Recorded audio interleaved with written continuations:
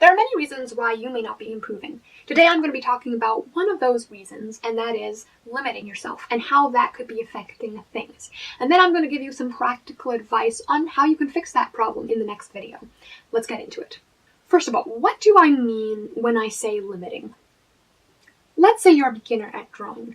And don't get me wrong, these things apply no matter what your skill level, whether you're a beginner, you're kind of in between, or you're even advanced. But because each person's skill level is different, some skills they're going to be better at, others they're going to be worse at, and it just varies so much depending on the person and what they've learned and where they are. So, just to make things simple, I'm just going to be phrasing everything as if I'm just talking about beginners and basic skill levels versus challenging skill levels. Now that that disclaimer is out of the way, let's say hypothetically you as a beginner.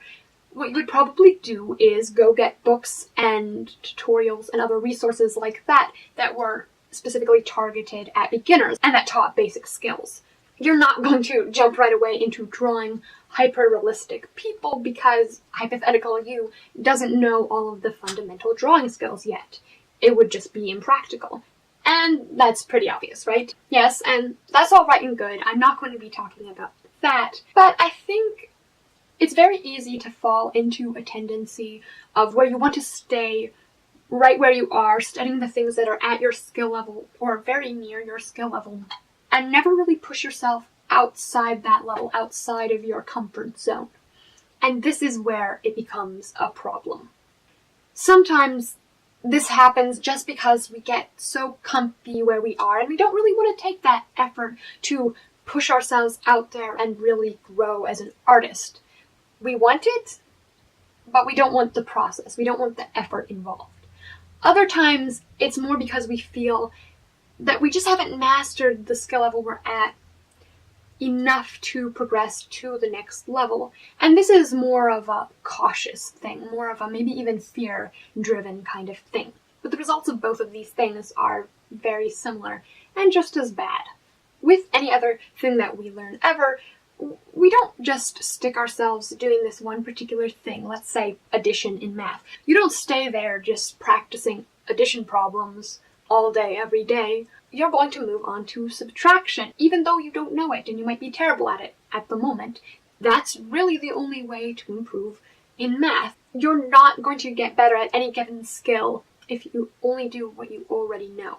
In the case of art, you don't even have to feel completely comfortable with the basics, with whatever given skill, before you should push yourself to do harder things. And this is not to say that you should just ditch the easy things and, kind of learn them, but then just toss them aside, because the fundamental skills and everything that goes into art is really important. There's a reason why they call them fundamentals after all. But doing the harder things is going to help you grasp the basic skills even more. You're having to apply these basic skills in action and problem solve and realize, really figure out how they work and how they're helpful. And that can just boost your drawing skill up by a lot, rather than just aiming for the level that you're already at. So not only are you improving your skills in other harder areas, you're also kind of improving your skills in the basic level, or whatever level you are at right now. Like I say, even for experts at the basics, it's a really, really good idea, even for them, to keep on sharpening their skills in the basics. Now, that mostly deals with the action side of things. How your actions, or lack thereof, might be limiting yourself and why that's a problem. But there's another side to it as well, and that's the thought side. And I think it's very important to acknowledge this side of things too, because this is the one that can really get in the way the most. And you think it wouldn't because, it's all about the action of doing. But we think first and then we do actions as a result of that thought. So in order to really reverse this problem, you have to deal with your thoughts. And of course, I'll be talking more about practical ways to do that in the next video. But it's important to acknowledge that now and why this is also a problem. Now, you can influence your thoughts through your actions. For example, if you push yourself to go outside your comfort level when you think that you won't be able to do it at all, by doing it, you can sort of change your mind and go, oh, you know what, this is actually doable. I just have to work at it. But even for that, you're just kind of being self-aware and actively trying to change your opinion through the action. So it's still not really the action.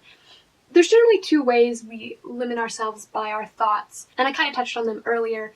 Either we're too lazy, too comfortable, or we're too afraid that we won't be good and we're afraid of messing up. We want to improve, but we don't want the process of improving. We don't want the struggle. And it's kind of funny to me because process is actually this wonderful thing. It's just we kind of have this negative mindset towards it, and it really doesn't have to be like that at all. A lot of the time I think we have this mindset where if you're going to do something that you need to do it the best ever. And I mean, you want to do the best that you can do, but when you start doing harder things, you can't expect yourself to be like a master at it. You kind of have to lower your expectations a bit and know, okay, I'm going to try to do the best I can, but I'm not, like, this is not about making a masterpiece.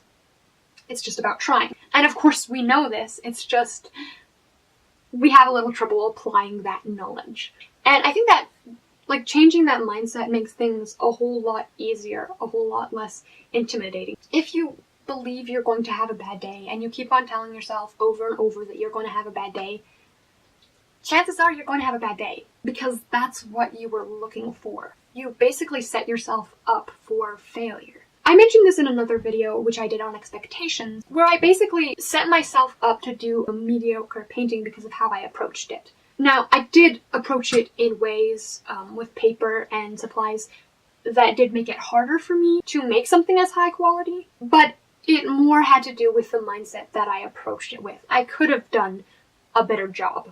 And just to clarify, it's not bad to have pieces where you just relax and you fool around and you have lower expectations for. And there's a big difference between a negative mindset and just having low expectations, where the low expectations is like, okay, this might not turn out to be as good as I would like it to be. I'm still going to try hard, but it's okay if it's not. And a negative mindset which goes, wow, I don't think this is going to be very good, and it kind of encourages you to be careless and not try so hard. And it's just this kind of negative, like, this is probably not going to be great, instead of like, it's okay if this is not great, and it might not be. And even though that painting turned out pretty well considering, I still did have a bit of a negative mindset. And that negative mindset, not the low expectations, wasn't so great. And it made me be a little more careless with the piece than I necessarily was going for. And in a case like this, it's not like you're going to be purposely thinking to yourself, hey, you know what you should do? What? You should do a mediocre job on this. Okay, sounds good. No, of course not. But that's exactly what can happen. And that in itself can be quite limiting, even when we're pushing ourselves to do things outside of our comfort level. It just tends to make us more careless. So if you're not improving, ask yourself, am I limiting myself? Whether that's in your actions and you're not actually actively pushing yourself to go outside your comfort zone, or it's in your thoughts where you're basically telling yourself that you can't do it and you're just not there and you're being very negative. Next week, like I said, I'm going to be talking more about this, like the practical ways you can actually stop limiting yourself, whether that's changing your approach to things through action, or that's changing your mindset into something that boosts improvement while still being realistic, because that's definitely something that can be quite tricky. And if you want to be notified about that video coming out, make sure you're subscribed and that you hit that notification bell so you will for sure get a notification for that. I will see you next week. Bye.